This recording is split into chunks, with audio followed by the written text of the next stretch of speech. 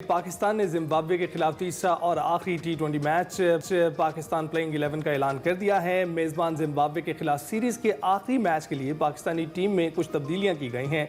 4 तब्दीलियां हैं ये। Team management ने बेंच पर बैठे खिलाड़ियों को आजमाने का फैसला किया है और opener Saim Ayub, fast bowler Haris Rauf, spinner Abrar Ahmed और इरफान खान नियाजी को आराम दिया गया है।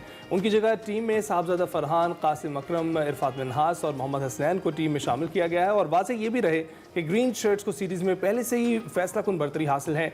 2-0 की फैसला कुन बरतरी है जो उसको हासिल है। दूसरी जानिब कौमी सिलेक्शन कमेटी ने दौरे जनूबी अफ्रीका के लिए भी पाकिस्तानी टीम के तीनों फॉर्मेट्स के लिए 15-15 रुकनी स्क्वाड्स का ऐलान कर दिया है। जी हाँ, टेस्ट टीम की क़यादत शान मसूद करेंगे, जबकि वनडे और T20 में मोहम्मद रिजवान ये जिम्मेदारी निभाएंगे। बाबर आजम, मोहम्मद रिजवान, सलमान अली आगा, साइम अयूब को तीनों फॉर्मेट्स के स्क्वाड में शामिल किया गया है और टेस्ट टीम के कैप्टन शान मसूद और नायब कैप्टन सऊद शकील को वनडे और T20 स्क्वाड में शामिल नहीं किया गया। शाहीन शाह अफरीदी को टेस्ट स्क्वाड, जबकि नसीम शाह को T20 स्क्वाड से बाहर किया गया है और सुफियान मुकीम को पहली बार वनडे स्क्वाड में शामिल किया गया है। मोहम्मद अब्बास आफरीदी की बात करें तो उनकी टेस्ट स्क्वाड में वापसी हुई है। हैरानकुन तौर पर इंग्लैंड के खिलाफ टेस्ट सीरीज में 19 विकेटें लेने वाले ऑफ स्पिनर साजिद खान को टीम स्क्वाड का हिस्सा नहीं बनाया गया। सिलेक्टर्स ने सिर्फ एक स्पेशलिस्ट स्पिनर नुमान अली का इंतखाब किया और फखर जमान एक बार फिर सिलेक्टर्स का एतमाद हासिल नहीं कर सके। White ball head coach Aqib Javed ने फखर जमान से मुतालिक वजाहत दी। उन्होंने ये भी कहा कि वह भी फॉर्म और मैच फिटनेस हासिल नहीं कर पाए।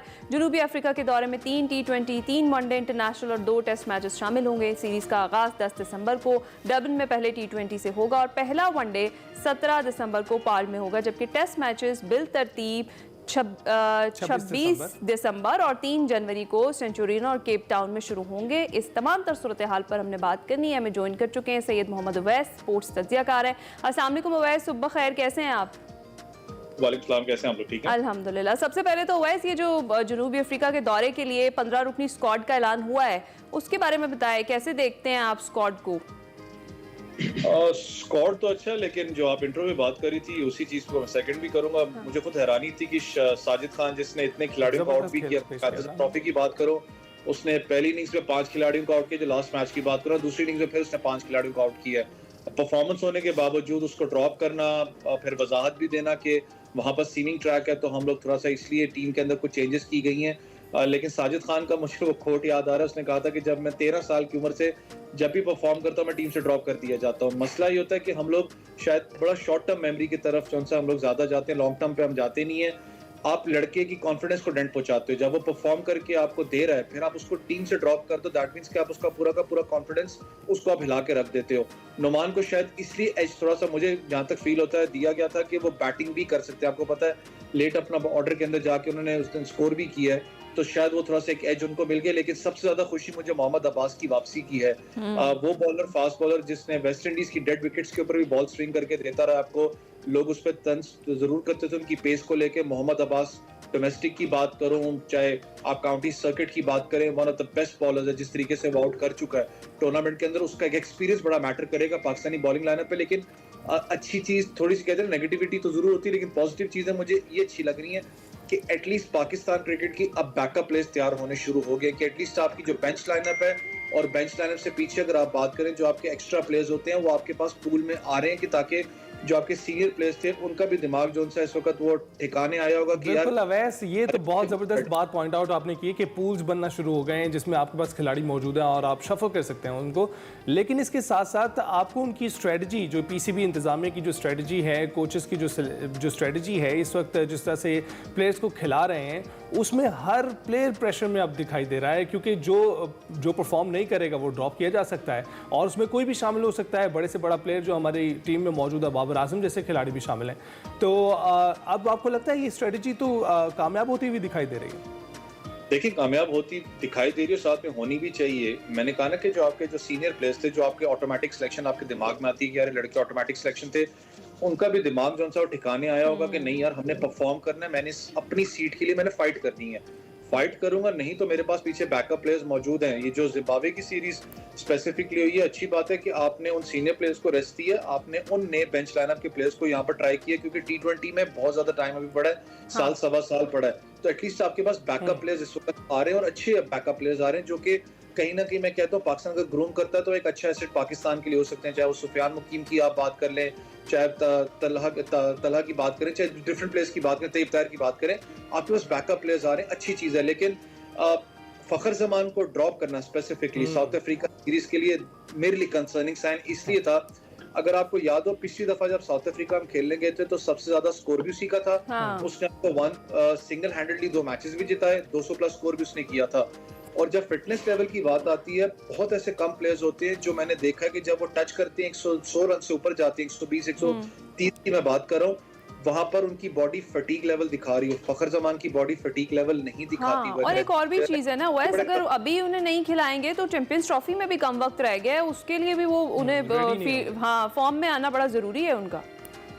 देखिए शायद मुझे फील होता है कि जितना साइम अयूब को पाकिस्तान टीम अपना चांस दे रही है, शायद उनके प्लान्स में साइम अयूब वाला मामला जरूर चल रहा होगा। लेकिन मैंने फिर कहा ना कि फखर जमान का एक प्लस पॉइंट आपको क्या होता है कि चाहे वो आप मिडिल ऑर्डर के अंदर खिलाएं, चाहे आप ओपनिंग डिपार्टमेंट में खिलाएं, सबसे बड़ा जो इशू पाकिस्तान क्रिकेट का है, लेट्स कम टू रियलिटी के हम लोग ठीक है, ऑस्ट्रेलिया की जीत हमें बहुत जबरदस्त थी, पाकिस्तान की मस्ट विन थी, वो पाकिस्तान ने जीता, बॉलिंग यूनिट ने परफॉर्म किया।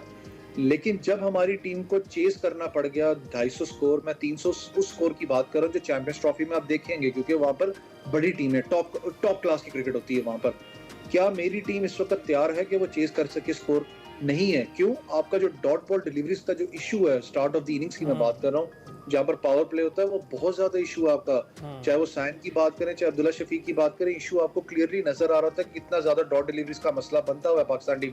फिर मिडिल ऑर्डर की बात करें, मिडिल ऑर्डर के अंदर भी ये इशू है आपके पास। जब 5वें 6ठे नंबर की बैट्समैन की बात करते हैं, वो बैट्समैन आज तक जो वर्ल्ड क्रिकेट के अंदर बात करें तो उनका जो स्ट्राइक रेट है वो 150 160 को टच करता है, 170 को भी करता है। वो जो आपने तैयब ताहिर और इरफान नियाजी की इनिंग्स देखी थी, अच्छी बात थी, बहुत अरसे के बाद आपने किसी को देखा कितना स्ट्राइक रेट पाकिस्तान की तरफ से टच हुआ है। ये मॉडर्न डे क्रिकेट की बात कर रहा हूँ।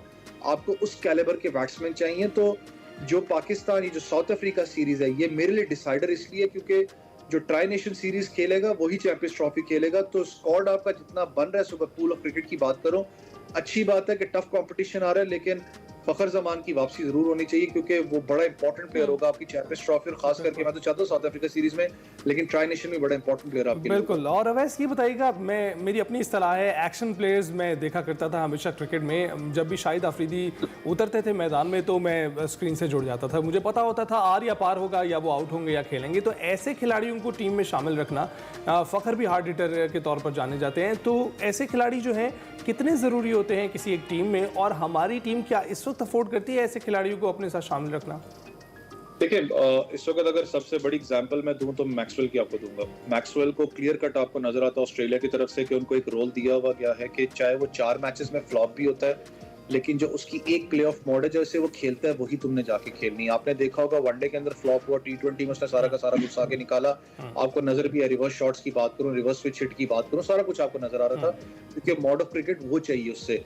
वो ऑस्ट्रेलिया का क्लियर माइंडसेट एक नजर आपको आता है कि यार बेशक वो 3 मैचेस हरा दे, लेकिन वो मैच आपको जितवा देगा जो अनएक्सपेक्टेड मैच था, जैसे अफगानिस्तान के खिलाफ था जाके उसने मैच आपको जितवा दिया था। आपको वो प्लेयर्स बनाने पड़ते हैं। हमारा सबसे बड़ा एक इशू डोमेस्टिक क्रिकेट में स्पेसिफिकली होता है कि डोमेस्टिक क्रिकेट में हमारा लड़का परफॉर्म कर रहा होता है, आपके पास ऐसे स्ट्राइक रेट वाले बैट्समैन भी आते हैं डोमेस्टिक में, लेकिन जो हमारा जो साइकोलॉजिकली जो एक मसला है ना, जब क्लब क्रिकेट की बात करता हूँ, अंडर 19 की बात करता हूँ, फिर आगे जाके आप फर्स्ट क्लास की बात करते हैं, एक लड़का जाके अंडर 19 के अंदर अगर आपको नजर आता है कि यार इसके अंदर दमखम है, ये अपना स्ट्राइक रेट और आपके लिए अग्रेसिव फिनिशर खत्म हो सकता है, इसको ग्रूम करो। हमारा लड़का 40 गेंदों में अगर 102 103 भी करता तो अगले मैच में कप्तान में जो बैठा होता है, कोच पता है कहता है भाई नीचे खेल, थोड़ा अपने आप को अच्छा रख। यार आप उसकी गेम प्लान क्यों खराब करते हो? जिस गेम प्लान पे उसको उसी पे चलने दो ना।